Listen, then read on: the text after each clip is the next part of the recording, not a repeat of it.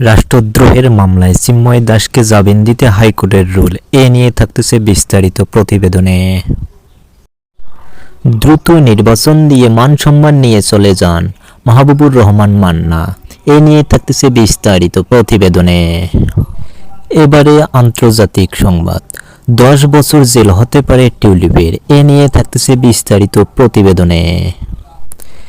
এবারে খেলাধুলার সংবাদ, ফুটবল, 19 মার্চ বাংলাদেশে আসছেন হামজা চৌধুরী, এ নিয়ে থাকতেছে বিস্তারিত প্রতিবেদনে।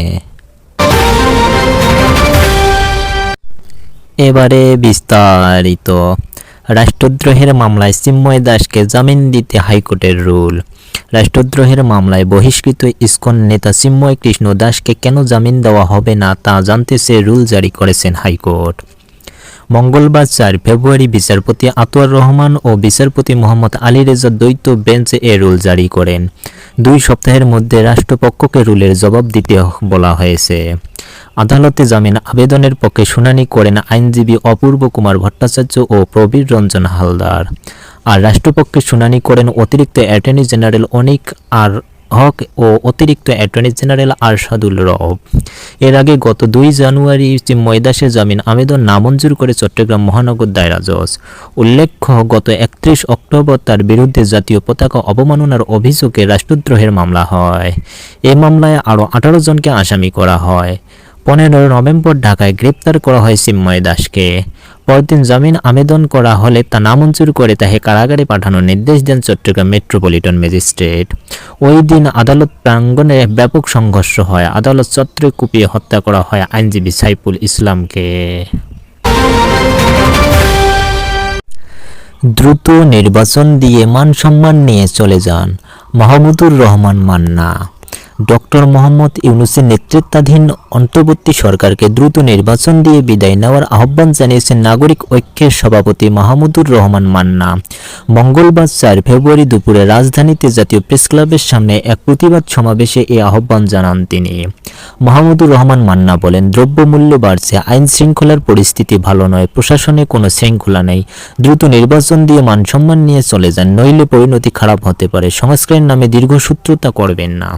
তিনি বলেন, ডক্টর ইউনূস এই কথা বলতে পারেন না যে ছাত্রদের রাজনৈতিক দল করার সুযোগ করে দিতে চাই। ওদের অধিকার আছে, বিতর্ক সৃষ্টি করবেন না। আগে বলেছিলাম সরকারকে 3 বছর সময় দিতে হবে, কিন্তু এখন বলছি যত দ্রুত সম্ভব নির্বাচন দিতে হবে। দিনকে দিন বিতর্ক ও বিভক্তি বাড়ছে। সরকার কোনো ক্ষেত্রে উল্লেখযোগ্য কোনো অর্জন দেখাতে পারেনি। নোয়াখালী ও কুমিল্লায় যৌথ বাহিনীর অভিযানে আটকের পর যুবদল নেতার মৃত্যুর ঘটনার বিচার দাবিতে জিয়াউর রহমান সমাজ কল্যাণ পরিষদ জিসপের এই প্রতিবাদ সমাবেশের আয়োজন করে। সমাবেশে নাগরিক ঐক্যের সভাপতি আরও বলেন, যুবদলের নেতা তৌহিদের হত্যার নিন্দা জানানোর ভাষা নেই। যৌথ বাহিনীর হাতে এই হত্যার কারণ ব্যাখ্যা করতে হবে প্রধান উপদেষ্টা সহ সব উপদেষ্টাকে। এই বিষয়ে ডক্টর ইউনূসের নীরবতা মেনে নেওয়া যায় না। এটি এড়িয়ে গেলে মনে রাখতে হবে একটি ঘটনাকে উপলক্ষ করে অনেক কিছু ঘটে যায়। মাহমুদুর রহমান মান্না বলেন, মানুষ বলে কোথায় ঐক্য, শুধু তো অনৈক্যের ধ্বনি শুনি। ইউনূসের সরকার একটি দলকে অভিযুক্ত করে আরেকটি দলকে কিছু বলে না। তারা দল করবে ভালো কথা, কিন্তু সরকারের সুযোগ সুবিধা নিয়ে দল করলে দেশের মানুষ তা মেনে নেবে না। 10 বছর জেল হতে পারে টিউলিপের। ব্রিটেনের ন্যাশনাল ক্রাইম এজেন্সির NCA গোয়েন্দা কর্মকর্তারা দেশটির সাবেক সিটি মিনিস্টার টিউলিপ সিদ্দিকের বিরুদ্ধে দুর্নীতির তদন্ত করেছেন। বাংলাদেশের দুর্নীতি দমন কমিশনের দুদক সঙ্গে সম্প্রতি ঢাকায় এক গোপন বৈঠকের পর ব্রিটিশ কর্তৃপক্ষ এই তথ্য দেয় বলে জানিয়েছে ব্রিটিশ সংবাদ মাধ্যম ডেইলি মেইল। অভিযোগ করেছে, বাংলাদেশের রূপপুর পারমাণবিক বিদ্যুৎ কেন্দ্রের চুক্তির মাধ্যমে টিউলিপ ও তার পরিবারের সদস্যরা 3.9 বিলিয়ন পাউন্ড আত্মসাৎ করেছেন। এই প্রকল্পের 90% ঋণ এসেছে ক্রেমলিন থেকে, আর দায়িত্বে আছে রুশ কোম্পানি রোসাটম। এছাড়া টিউলিপের বিরুদ্ধে বাংলাদেশি ব্যবসায়ীর কাছ থেকে লন্ডনে বিনামূল্যে ফ্ল্যাট পাওয়ার অভিযোগও রয়েছে। টিউলিপের বিরুদ্ধে ওটা দুর্নীতি প্রমাণিত হলে তার 10 বছরের জেল হতে পারে, কারণ ব্রিটেনের ব্রাইবারি অ্যাক্ট 2010 অনুযায়ী কেউ বিদেশে ঘুষ গ্রহণ করলে তার বিরুদ্ধে ব্রিটেনে মামলা এবং সর্বোচ্চ 10 বছরের কারাদণ্ড হতে পারে। NCA-র কর্মকর্তারা বাংলাদেশ সরকারকে সহায়তা করার প্রস্তাব দিয়েছে, যাতে আন্তর্জাতিক চুক্তির আওতায় টিউলিপ সিদ্দিকের বিরুদ্ধে আইনি ব্যবস্থা নেওয়া সম্ভব হয়। সূত্রের দাবি, NCA শুধু বাংলাদেশের জন্য নয়, ব্রিটেনে টিউলিপ সিদ্দিকের বিরুদ্ধে মামলার জন্যও তথ্য সংগ্রহ করতে পারে। এনসিএর বাংলাদেশে এটি দ্বিতীয় সফর।